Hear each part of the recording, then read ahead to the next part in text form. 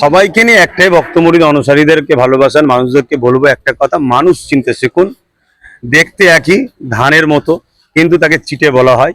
ভেতরে যার অরিজিনালটা না থাকে তাকে যেমন বাদ দেওয়া হয়, মুসলমানের মধ্যে কিছু মুনাফেক আছে যাদের মধ্যে অরিজিনালটা নাই, ঈমান নাই। তারা এই পবিত্র রমজান মাসের পবিত্র রোজাকে নিয়ে যে নাটকবাজদের সঙ্গে কাঁধে কাঁধ মিলিয়ে নাটক করছে, এই সকল মুনাফেকদের থেকে সাবধানে থাকবেন। আর ইসালে সব ঐতিহাসিক ইসালে সব দাদা হুজুর রহমতুল্লাহ আলাইহির ঐতিহ্য। আপনারা সবাই দাদা হুজুরের, তাই দাদা হুজুরের ঐতিহ্য যেভাবে সুন্দর থাকে সেটা আপনারা খেয়াল রাখবেন। হুগলি জেলার ফুরফুরা শরীফে ঐতিহাসিক ইসালে সওয়াব, সেখানে হাজার হাজার নয় লক্ষ লক্ষ মানুষের সমাগম হয়।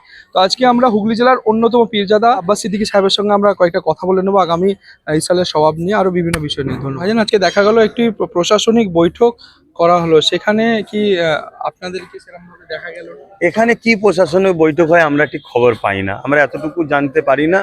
তবে আমরা যতটুকু জানি, এখানে শাসকের কিছু খায়ের খা যারা আছে তাদেরকে গোপনে ডাকা হয়, ডেকে কিছু মালপানি দিয়ে তাদেরকে শাসকের পক্ষে যাতে আবার এক বছর একটু তোষামত করতে পারে, এর জন্য একটা হুলস্থুলও, যেমন মিডিয়াতে দেখো আমরা ফুরফুরানি কিছু করছি।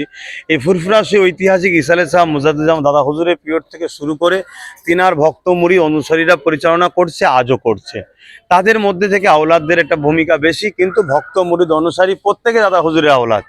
একটা অন্তরের সন্তান, কালবি সন্তান, একটা রুহানি সন্তান, সবাই এই ইসালে সব পরিচালনা করে। এখানে শাসকের কখন কে কি ডাকছে না ডাকছে সেভাবে আমাদের অতটা নেই। সকল ভক্ত মুরিদ বন্ধুদের জন্য দেখুন, মুজাদ্দিদুজ্জামান আমির সৈয়দ কুতুবুল আলম শাইখুল বাঙ্গাল ফ্রিডম ফাইটার পীর আবু বকর সিদ্দিক রহমতুল্লাহ আলাইহে আড়াইশের বাতাসা নিয়ে এই ঐতিহাসিক ইসালে সব করেছিলেন। বাপ আদম আলাইহিস সালাম থেকে নিয়ে দুনিয়ায় যত মোমেনা আসবেন প্রত্যেকে রুহের মাগফিরাতের উদ্দেশ্য। এটা পৃথিবীর বুকে একটা ঐতিহাসিক ইসালে সব মনে করি, যেখানে কয়েক লক্ষাধিক মানুষ আছে, বিনা মাইকে তাদেরকে নসিহত করা হয়। বিভিন্ন জায়গায় পীরের আওলাদ উত্তরসূরি যিনারা আছেন এবং সিলসিলার আলেম উলামা মুহাদ্দিস ফুকাহা যিনি উলামারা রয়েছেন, তেনারা বিভিন্ন জায়গায় বসে এলমে মারেফাত এবং এলমে জাহির, দুই এলেমেরই শিক্ষা তেনারা দিয়ে থাকেন। এবং এত বড় ঐতিহাসিক একটা ইসালে সওয়াবে, যেখানে শুধুমাত্র পুরুষদেরকে অ্যালাউ করা হয়। কেন? লক্ষ লক্ষ পুরুষদের মাঝখানে যদি নারীরা এক জায়গায় হয়ে যায়, যেটা আদবের খেলাফ হতে পারে, এই দিকে খেয়াল করে আমরা এই 3 দিনে হুজুর কেবলা সেই সময় থেকে নিয়ে পুরুষদের সমাগম হয়ে থাকে।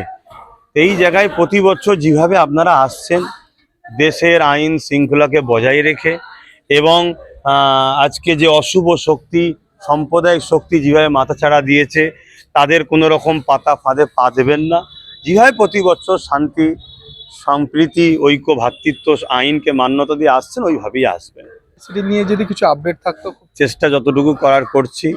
অলরেডি বাংলা মিডিয়াম স্কুল চালু হয়েছে, 4 থেকে 8 ক্লাস পর্যন্ত চলছে। এবছর দ্বিতীয় বর্ষ আমরা চালু করলাম। 2025 সেশন থেকে আমরা শুরু করেছি, এবার দ্বিতীয় বর্ষ চলছে।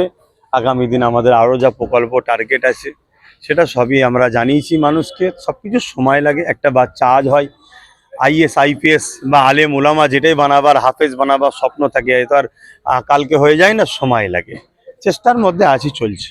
আপনি বিভিন্ন জায়গায় জলসায় যে বলেছেন একটা দিন হলেও নলেজ সিটিতে ইফতার করছেন, এই নিয়ে কি বলবেন? এটা আমার ভালোবাসার মানুষদের নিয়ে করব, এটা আমার ইচ্ছা, এটা প্রেমের তো দাবি, এটা তো ভালোবাসার দাবি। আমার ভালোবাসার মানুষরা আসবে, তারা দেখবে নলেজ সিটিতে কতদূর কি হচ্ছে না হচ্ছে, একসাথে বসে ইফতার করব। কেন 3 দিনই নলেজ সিটিতে ইফতার হবে, আমার দরবারও হবে। এখানে আব্বাজান হুজুর আছেন এবং আমার ছোট ভাই, সেখানে তাদের যারা আরও নেতৃত্ব আছে, মানে খাদেম আছে, তাদেরকে নিয়ে এটা পরিচালনা করে। নলেজ সিটিতে ইফতারে বা সাদা ভাত সবজির ব্যবস্থা থাকে, ওটা আমি করি। ওখানে 9টা সাড়ে 9টা পর্যন্ত থাকি। তারপরে এখানে তারপরে তারাবির নামাজ হবে, হয়ে 10টা 11টা থেকে ফজর পর্যন্ত সেহেরি দিয়ে, তারপরে ফজরে আমি সেহেরি করে নামাজ পড়ে আবার একটু ঘরের ভেতরে যাই। মানুষের কাছে যে 3 দিনের মধ্যে একদিন হলে একসাথে বসে ইফতার করি। নিত্য নতুন ভিডিও দেখতে আমতা টিভি ফলো করে রাখুন। ধন্যবাদ আমাদের সঙ্গে জুড়ে থাকার জন্য।